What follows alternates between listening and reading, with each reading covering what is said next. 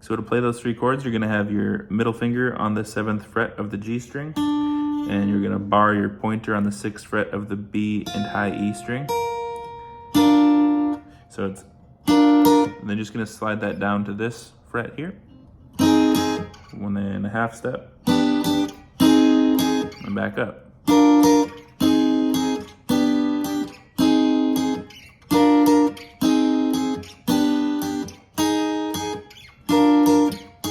So sort of the strumming pattern is down, up, down, up.